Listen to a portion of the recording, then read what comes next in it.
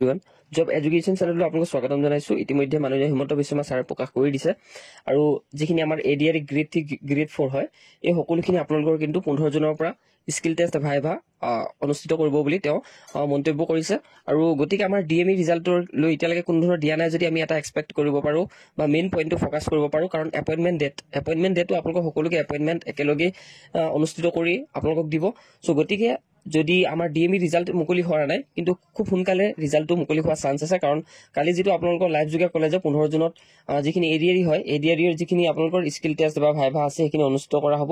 চ' গতিকে DME ৰিজাল্টটো কিন্তু সোনকালে দিয়া ব্যৱস্থা হ'ব কিয়নো আপোনালোকৰ এই সকলোবিলাক ডিপাৰ্টমেণ্টৰে যিবিলাক এপইণ্টমেণ্ট হয় এপইণ্টমেণ্ট একেলগে দিয়া কথা কৈছিলে। চ' সেইকাৰণে আপোনালোকে এটা কথা মন কৰিব পাৰে যে টেকনিকেল বা নন টেকনিকেল যিবিলাক ভেকেঞ্চি হয় এইখিনি কিন্তু আপোনালোকক সোনকালে সকলোবিলাক সম্পূৰ্ণ কৰিব আৰু ৰিজাল্টটো খুব সোনকালে মুকলি কৰিব।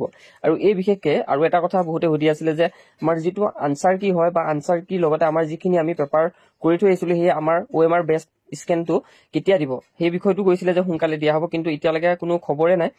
তথাপিও আপোনালোকে এটা আশা কৰিব পাৰে যে ADR যদি 15 জুনৰ পৰা ভাইভা বা স্কিল অনুষ্ঠিত হ'ব লগা হয় তেতিয়াহ'লে আমাৰ DME ৰিজাল্টটো কিন্তু জুন মাহতে প্ৰকাশ কৰিব 30 জুন মানত হয়তো প্ৰকাশ কৰিব পাৰে টেকনিকেলে হওক বা নন টেকনিকেলে হওক।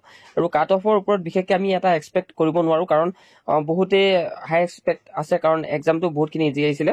গতিকে আপোনালোকে কমেণ্ট কৰি জনাব আপোনালোকৰ মতে কিমান কাট অফ যাব পাৰে বা টেকনিকেল নন টেকনিকেলৰ ৰিজাল্ট কেতিয়া প্ৰকাশ কৰিব পাৰে। আৰু এই বিষয়ে বিশেষকৈ বহুতে সুধি আছিলে কাৰণে আপোনালোকক এইখিনিয়ে জনালোঁ। আমি 15 জুনটোক ফ'কাছ কৰিয়ে ভিডিঅ'টো দিলোঁ কাৰণ 15 জুনত যদি যিমানখিনি ৰিক্ৰুইটমেণ্ট আছে সকলো ভাইভা হয় ডেট মিনছ আমাৰ DME টেকনিকেল আৰু নন টেকনিকেলো কিন্তু জুন মাহতে ৰিজাল্ট প্ৰকাশ কৰিব পাৰে। তেতিয়াহে আপোনালোকৰ স্কিল টেষ্ট বা যিবিলাক থাকিব কম্পিউটাৰ টেষ্ট সেইখিনি কিন্তু তেতিয়া সোনকালে পাতি একেলগে সকলো ডিপাৰ্টমেণ্টৰ ৰিজাল্ট কিন্তু প্ৰকাশ কৰি এপইণ্টমেণ্ট দিয়া সম্ভৱ হ'ব পাৰিব।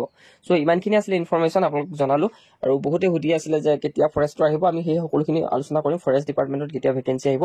এতিয়ালৈকে কোনো ধৰণৰ ইনফৰমেশ্যন নাই কিন্তু মই 15 জুনৰ এইটো ইনফৰমেশ্যন আপোনালোকক দিবলৈ চেষ্টা কৰিলোঁ যাতে টেকনিকেল নন টেকনিকেল সকলো ৰিজাল্টৰ বাবে আপোনালোকে ৰিজাল্ট দিয়াৰ পাছত আপোনালোকে যিহেতু কম্পিউটাৰ টেষ্ট দিব লাগিব চ' গতিকে আপোনালোকে খুব সোনকালে এইখিনি কাম কৰক কম্পিউটাৰ টেষ্টটোৰ কাৰণে প্ৰিপেৰেশ্যন চলাই থাকক।